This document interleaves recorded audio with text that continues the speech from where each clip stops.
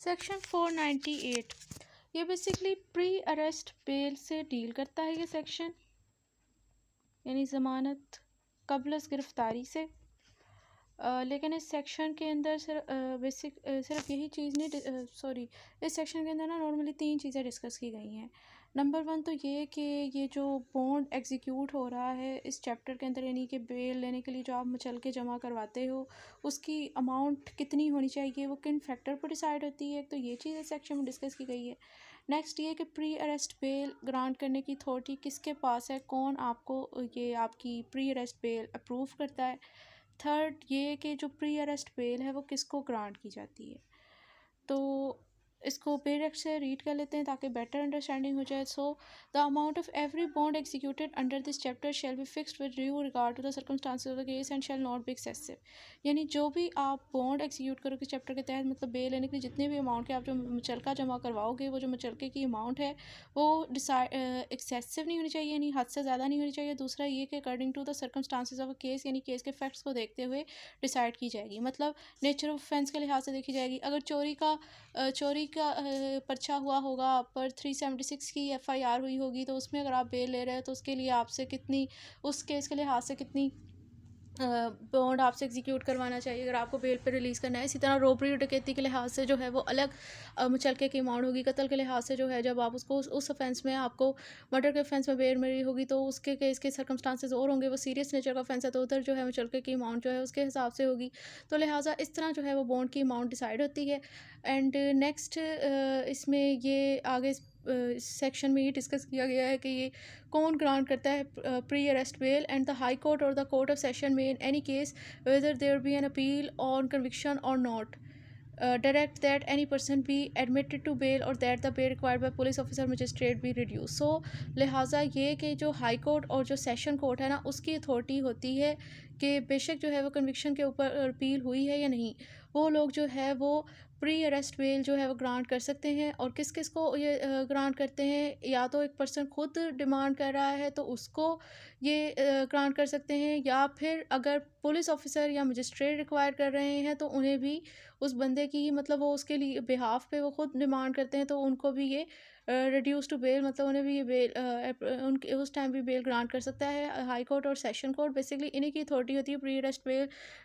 Approve करने की, grant करने की, और किसी के पास ये अथॉरिटी नहीं होती। सो ये लिहाजा सेक्शन 498 था। अब नेक्स्ट है section 498A। No bail to be granted to a person not in custody in court और against whom no case is registered extra. इस सेक्शन के अंदर बेसिकली ये बताया गया है कि बेल की रेमेडी जो एक्यूज़ के पास अवेलेबल है उसको अवेल करने से पहले बेसिकली क्या कंडीशन प्रेसिडेंट का होना ज़रूरी है, कौन से रिक्वायरमेंट्स का पूरा होना ज़रूरी है, तभी जाके एक्यूज़ को ये रेमेडी प्रोवाइड की जाती है।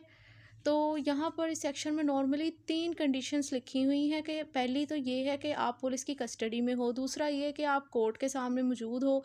यानी आप ट्रायल के टाइम आए हुए हो, तीसरा ये कि आपके ख़िलाफ़ कोई केस रजिस्टर्ड हो, एफआईआर लॉन्च हो आपके ख़िलाफ़, तभी जो है वो आपको ये बेल की रेमेडी मिलती है। अदरवाइज़ आपको ये बेल की रेमेडी नहीं मिलती। लेकिन साथ ही ये चीज़ भी याद रखें कि ये जो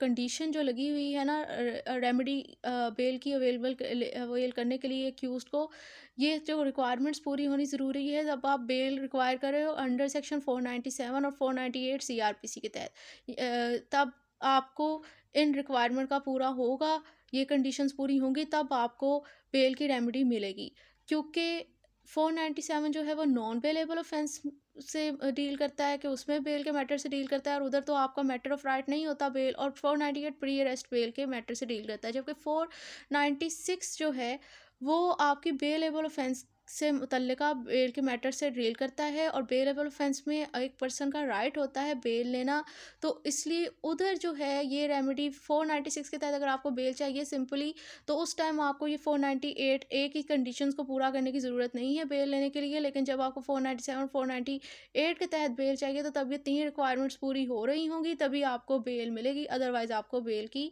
रेमेडी नहीं मिलने वाली। एक दफ़ा से बेल एक्ट से भी स्टडी कर लेते हैं। So nothing in section 497 498 shall be deemed to require authorise a court to release on bail और direct to be admit to bail any person who is not in custody और not in present court against whom no case stand registered for the time being and an order for the release of person on bail or direction that a person be admitted to bail। So simple उन्होंने लिखा हुआ है यही कि section 497 और 498 में कोई ऐसी चीज़ नहीं है जो कि कोर्ट को ये अथॉरिटी दे रही है कि एक ऐसा पर्सन जिसके खिलाफ ना कोई केस रजिस्टर्ड है, ना वो पुलिस की कस्टडी में, ना वो कोर्ट के सामने ट्रायल के अंदर मौजूद हुआ है, तो उस पर्सन की वो बेल उसे ग्रांट करे। तो इस सिचुएशन में ये उसके ऊपर कोर्ट के ऊपर ऑब्लिगेशन लगी हुई है।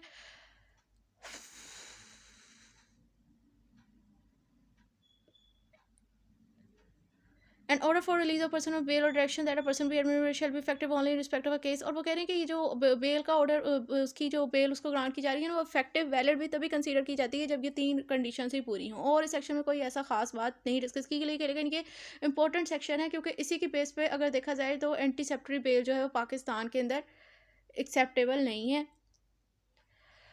अब आ जाता है आपके पास सेक्शन 499 जो कि है bond of accuse and surety. Again ये भी बड़ा इंपॉर्टेंट सेक्शन है क्योंकि इस सेक्शन के अंदर बेसिकली जो बेल का मेन कॉन्सेप्ट है ना वो डिस्कस किया गया है। इसको भी पहले रफली मैं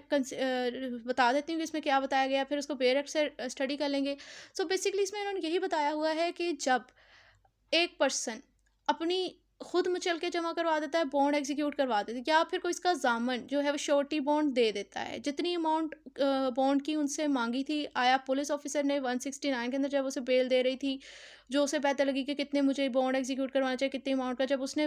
उससे मचल के ले लिए मुलजिम से या उसके जामन से, या फिर कोर्ट ने इस चैप्टर की प्रोविजन के तहत जब वो बेल ग्रांट कर रहा है, या फिर जब सेक्शन 426 ऑफ CRPC के तहत जब वो एपेलेट कोर्ट बेल ग्रांट कर रहा है, तो उस टाइम उन्होंने जितनी उन्हें अकॉर्डिंग टू फैक्ट और सर्कमस्टांस ऑफ द केस जो उन्हें बेल की अमाउंट लग रही थी ना, सॉरी जो बॉन्ड की अमाउंट लग रही थी बेल देने के लिए लेनी चाहिए, उन्होंने एग्जीक्यूट करवा ली। तो वो पैसे वसूल करने के बाद, वो बॉन्ड एग्जीक्यूट करवाने के बाद पुलिस ऑफिसर और कोर्ट जो है ना उसी बॉन्ड के अंदर ये चीज़ भी मेंशन कर देते हैं कि किस टाइम पे और किस प्लेस पे जो इस बंदे को हम लोग रिलीज़ कर रहे हैं बेल पे, उसको इसके ज़ामन ने, जिसको पुलिस से इसकी कस्टडी हैंड ओवर की जा रही है, इसने कोर्ट के सामने पेश करना है, यानी ट्रायल का टाइम लेकर आना है। और ये कंडीशन, ये ऑब्लिगेशन उस पर लगी रहती है तब तक जब तक ये ही पुलिस ऑफिसर कोर्ट कोई दूसरी डायरेक्शन ना दे दें। मज़ीद ये कि इस कंडीशन के साथ साथ अगर तो वो बॉन्ड में चाहें तो वो ये कंडीशन भी लिख सकते हैं कि जिस पर्सन को बेल पे रिलीज़ किया जा रहा है ना, उसे अपने ख़िलाफ़ जो भी एलिगेशन है, जो चार्ज है, उसका जवाब देने के लिए उसे हाई कोर्ट और कोर्ट ऑफ सेशन या कोई दूसरी कोर्ट भी समन कर सकती है और इसे आना पड़ेगा। तो ये कंडीशन भी अगर लगाना चाहें तो वो लगा सकते हैं, और मेरे ख्याल से इसको पढ़ने की ज़रूरत नहीं है क्योंकि सिंपल ही है, इसमें कोई ऐसी ख़ास चीज़ नहीं डिस्कस की गई थी।